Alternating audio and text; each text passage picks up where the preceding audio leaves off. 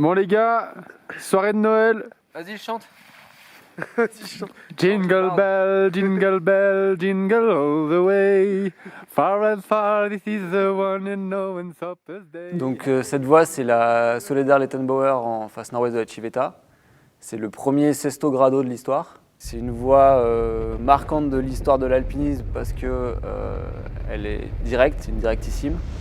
Elle suit la face de l'aplomb du sommet jusqu'en bas. La ligne, elle est vraiment directe, c'est infilable.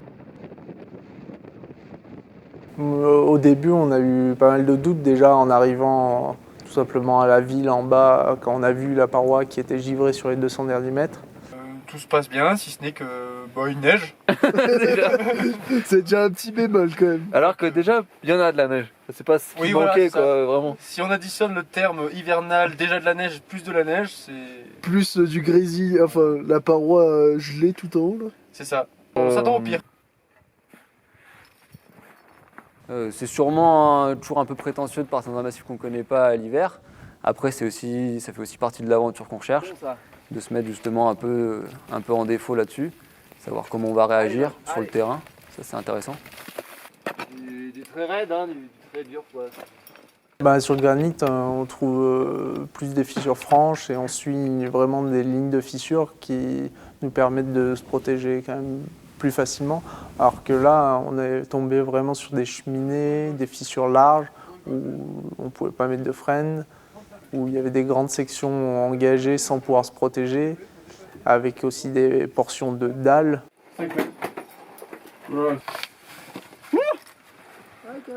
Par exemple, il y a la fissure Lettenbauer qui est assez caractéristique dans le premier tiers de la voie, là, au deuxième jour de l'ascension, où c'est une fissure pas très assez large pour rentrer de tout son corps, mais pas assez, par exemple, pour presque tourner la tête avec le casque. Et là, j'en ai chié avec tout le matos qui me bloquait aussi dans la fissure, où je pouvais pas être libre de tous mes mouvements. Oh putain, elle a défoncé la tronche un peu. Ouais. Ça a quand même été une aventure parce que grimper du Sisa quand il y a de la neige sur les prises, avec des crampons sur ce type de rocher qui est calcaire, donc assez glissant et pas forcément très intuitif avec des piolets, c'est hyper intéressant pour nous parce que ça nous remet à notre place et puis ça nous permet de progresser dans des techniques qu'on n'a pas l'habitude d'avoir puisque Chamonix c'est du granit, donc c'est notre gestuelle et notre lecture de terrain. Pareil là en chaussons l'été, tu randonnes sur ces petites dalles. Et là par contre moins quoi. Donc la différence majeure entre une ascension à faire en été et en hiver, c'est qu'on ne peut pas suivre les topoguides de la même manière. Donc on va se retrouver là à avoir une gestion en amont qui est un peu différente. On va devoir trouver la voie de descente, la voie d'approche qui soit la plus safe possible en termes d'avalanche.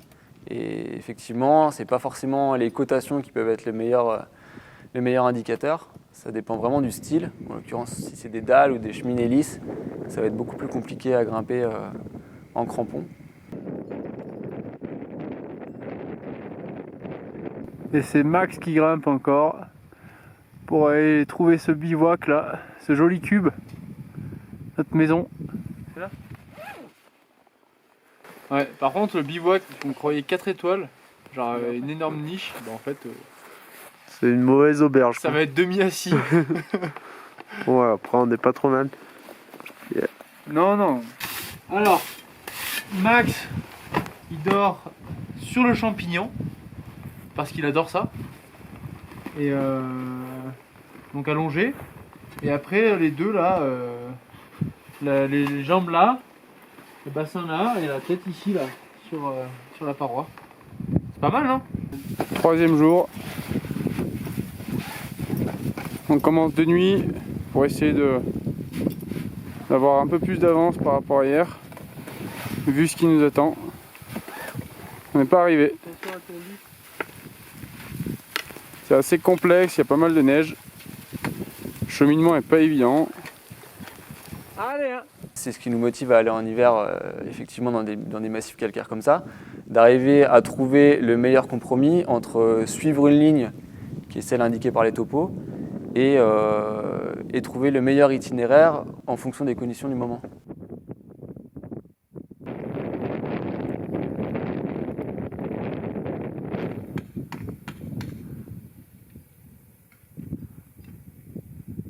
Voilà, la seule solution, c'est déjà de bien intuiter l'itinéraire. Où est-ce qu'il passe? Est-ce qu'on est dans le bon itinéraire ou pas?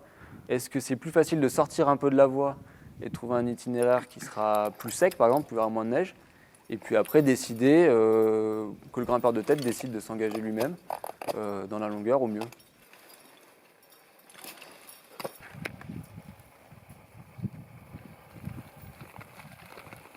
Ouais, dément. Ouais, Super, Binge. C'est là, peut-être sur ta main droite, que tu peux mettre genre un violet ou un vert, non? Des passages clés, il y en a eu un en particulier, c'est une longueur en fait, qui s'appelle la cascade d'eau en été et qui est là un bouchon de neige l'hiver. On ne peut pas passer dans la ligne originale parce que les pitons sont couverts sous un bouchon de neige d'1 mètre. Et donc on doit passer en artif à côté. Et ça c'est compliqué à gérer parce qu'il y a le danger du bouchon de neige qui peut se détacher. Et puis il y a la progression qui va sortir de la ligne habituelle et qui va donc mettre le grimpeur un peu en balance parce qu'il va falloir qu'il réfléchisse, qu'il pense différemment du tracé original.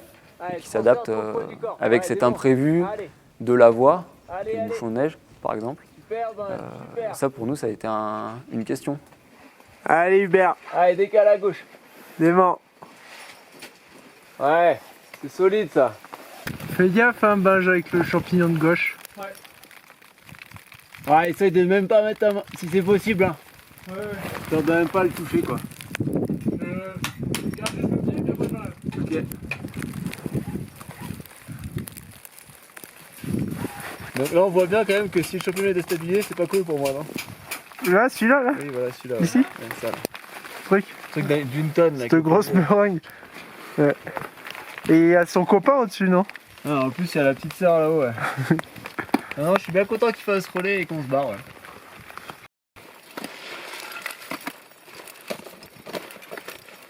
La tempête revenait à date régulière.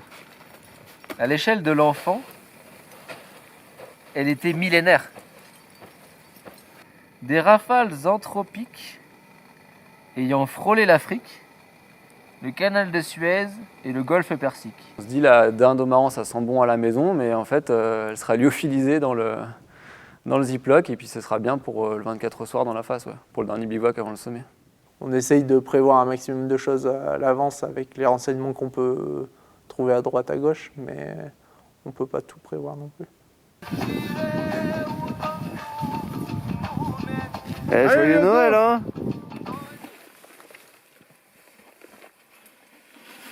Après il y aura un mélange. Ah, c'est gaz, hein. Là on est au-dessus, plein gaz du vide là. Au-dessus de la grande gorge. Ouais, qu'on a contourné et qu'on rejoint maintenant. Trop classe. Ah, belle ambiance, hein. C'est bon. Allez, Binge. Ça, tu peux le toucher à gauche? Bah, il va te tomber dessus, je pense. Léo qui s'engage dans une des dernières longueurs en 5. Ouais. Et c'est toujours aussi raide, hein. Allez, c'est quand même quelque chose d'intéressant. Après, c'est pas à mettre non plus dans les mains de tout le monde, dans la mesure où c'est une escalade engagée et où il y a quand même des risques. C'est pas une escalade où on peut se lâcher comme dans d'autres escalades hivernales qu'on peut trouver à Chamonix.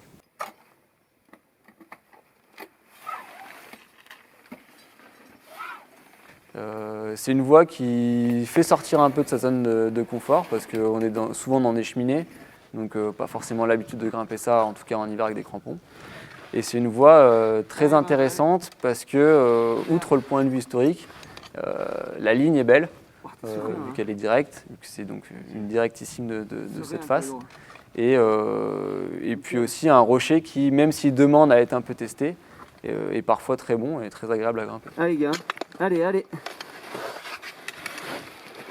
Donc l'équipe, c'était Léo Billon qui arrive au groupe cet été et Benjamin Védrine qui va arriver au groupe l'été prochain. Tiens, on le refuge. Donc le réveillon en famille, il s'est passé donc autour d'une dinde lyophilisée là dans la face et plutôt préféré le 31 que le 24 comme réveillon pour la famille du coup. Le point le plus haut là? Ouais, là où c'est blanc, là où c'est vert. En fait, à droite dans la face. À droite.